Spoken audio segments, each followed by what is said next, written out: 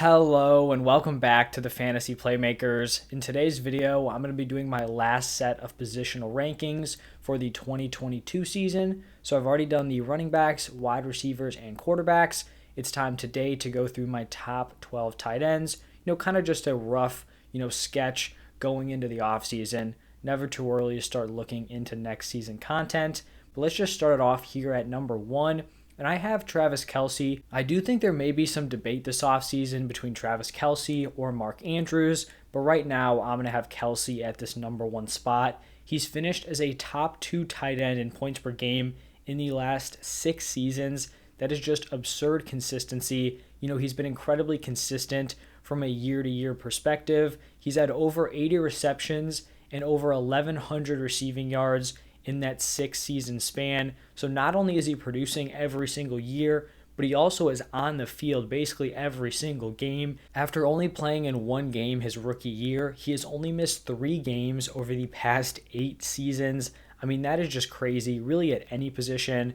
I think the only concern you could have for Travis Kelce is that he will be turning 33 during the 2022 season. So that's definitely kind of the point where you're expecting guys to kind of fall off if they haven't already started to fall off. So just something to look out for. But I mean, he just continues to produce. And so right now, I don't see a reason why he would drop, out of that number 1 spot. At number 2, I already mentioned him. It is Mark Andrews, coming off a massive season in 2021. He was the number 1 tight end in points per game and total points. He was also number 1 in all of these categories. So number 1 in targets, target share, receptions, receiving yards, deep targets, red zone targets, and touchdowns. So just production all across the board. But I do think there are some areas where we could see regression from Mark Andrews in 2022. And it kind of just, comes down to this Ravens offense as a whole. They took a drastic shift from the 2020 season into 2021. And a lot of that was due to just injuries on the entire team. They lost their top 2 running backs, J.K. Dobbins and Gus Edwards. They also had a bunch of injuries on the defensive side of the ball, so it kind of just put more pressure on the offense. They kind of leaned away from the run game, more so than they had in previous years. They were forced to throw the ball much more. And so in 2020, the Ravens averaged 25.4 pass attempts per game. That number shot all the way up to 35.9. So I don't think that number is going to totally fall right back to 25.4, but I feel like it could definitely settle in like the 30 to 32 range, but that will still be a drop off from, the volume this entire offense saw in 2021. Plus, they'll likely have Marquise Brown and Rashad Bateman out there, both healthy at the same time. So just more weapons to kind of choose from. So I do think Mark Andrews is going to be, a high-end tight end 1. I just don't know if, we can put him up there as the number 1 overall guy. Moving on to number 3, I have George Kittle. He finished as the tight end 3 in points per game in 2021, so right where I have him here going into next season. He can be kind of frustrating to own on a week-to-week basis, and it's really to no fault of his own. It's more just how they use him. In certain games, he's just not heavily involved as a receiver because he is so skilled as a blocker, but then other games he goes out and is just totally dominant. We definitely saw at least a few of those performances last year where he goes out 10 receptions, 180 yards and a touchdown. He has a massive weekly ceiling, but that floor is also fairly low. I think it'll be interesting to see what this offense looks like with Trey Lance likely taking over heading into next season. Just looking at Kittle's, value, not just positionally, but in comparison to, other positions, I'm guessing he'll be like a mid-third round pick. Right now, he's kind of going as a late 3rd. I think he'll kind of start to creep up throughout the offseason, and I just don't think I'll be interested in him in that price, but I definitely think he still deserves to be ranked as a high-end tight end 1. Moving on to number 4, I have Darren Waller, and I think in 2022, Darren Waller will be one of my most owned players. He was definitely a big disappointment this season, finishing as the tight end 6 in points per game, when he was being drafted as like the tight end 2, at latest tight end 3, and was really supposed to be someone who had that high-end ceiling. He also missed a bunch of games down the stretch, only played in 11 games, so missed 6. And really the main factor that held back Darren Waller was his touchdowns. He only got into the end zone twice in 11 games. that's obviously not going to produce a super high ceiling. I don't think there's any reason to believe that number doesn't bounce back in 2022. And right now, Darren Waller is being drafted as like a mid fourth round pick and the 5th overall tight end. I will take that value every day over picking Travis Kelce, in the mid second, or Mark Andrews in the late second. Give me Darren Waller in the middle of the 4th round, because we already know he has that ability to finish as the tight end 1, and you're going to be able to go out, get a stud running back or a stud wide receiver, 2 rounds earlier, and then you can scoop up an elite tight end in the 4th round. Now at number 5, I have Kyle Pitts, and I kind of thought I would be ahead of the curve on Kyle Pitts and that he would be someone I was heavily targeting heading into next season. It kind of doesn't look like that's the case because he is already so highly regarded. He's being valued as the tight end 4 and as a late 3rd, early 4th round pick. So he is going ahead of Darren Waller. And don't get me wrong, I think Pitts is going to be an amazing NFL tight end. He had a fantastic rookie season. Really the only thing that held him back, just like Darren Waller, was those touchdown numbers. And I expect him to have a really, really solid sophomore season. I just don't know if I can justify throwing him up there ahead of guys who have already proven to be high-end tight end 1s like a Darren Waller. So I do really like him this year, just probably slightly less than the rest of the fantasy community. And then I think after Pitts, there's a pretty steep drop-off here. I feel like all those guys in the top 5, Kelce, Andrews, Kittle, Waller, even Pitts, you wouldn't be shocked if they finished as the number 1 overall tight end. But after that, I think it would be real shocking if a guy like TJ Hockenson, who I have at number 6, finished as the overall number 1. He was putting up pretty solid production, before his season-ending thumb injury. He was the tight end 6 in points per game. I feel like I'm pretty neutral on TJ Hockenson. I liked him going into last season, but I'm not overly excited about him going into 2022. We knew his upside was going to be from incredible volume because that offense wasn't going to be good, but they had very few weapons.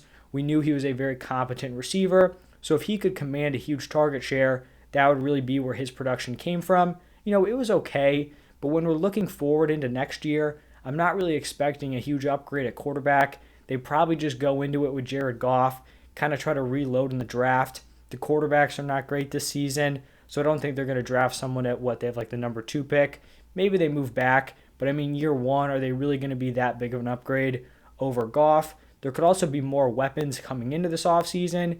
Maybe they sign a wide receiver. We saw Amon-Ra break out basically, right after TJ Hockenson was out for the season. So that's more competition on a bad offense.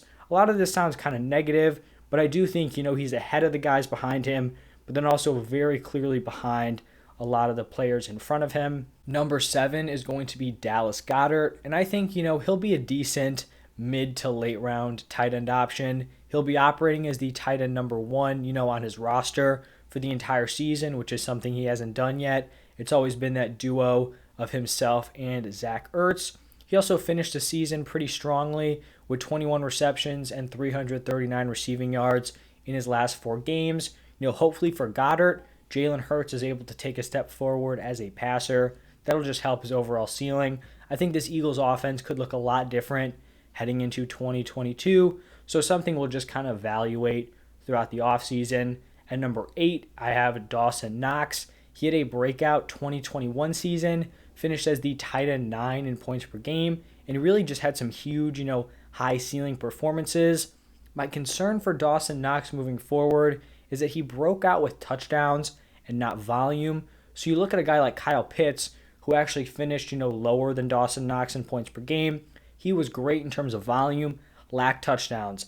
I would much rather have that than someone who goes out, doesn't have a huge target share, doesn't get a ton of yardage, and then scores a ton of touchdowns, because I think volume is much more repeatable than touchdown production. Like if Kyle Pitts went out and scored 10 touchdowns next season, I wouldn't be shocked, but I would be fairly shocked if Dawson Knox went out and, had 1,000 receiving yards. That's kind of the way that I look at it. Knox was tied, for the most touchdowns at the tight end position with 9. He was up there with Mark Andrews, Travis Kelce, and I think the other dude was Hunter Henry. We know Hunter Henry's in that same boat, very, very touchdown dependent, not seeing a ton of volume. And then Knox only finished as the number 15 tight end in receiving yards, so a huge discrepancy there.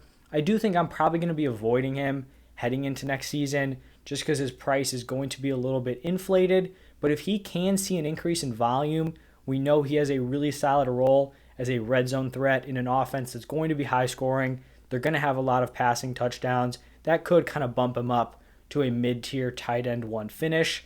Moving on to number 9, I have Pat Freiermuth, who put together a really solid rookie season, 60 receptions, 497 receiving yards, and 7 touchdowns. He finished as the tight end 16 in points per game, which really doesn't sound good at all. But when you're looking at those back-end tight ends, they're all separated by basically like half a point. So he was right up there as like a, borderline tight end 1 all season long. The Steelers do have a lot of questions to answer on the offensive side of the ball. You're looking at the quarterback position. Big Ben's retired. That spot's up for grabs. They're going to have to address this offensive line. It was a mess the entire season. We could see Freiermuth take another step forward in 2022. I just think, his ceiling is a little bit capped due to his lack of athleticism.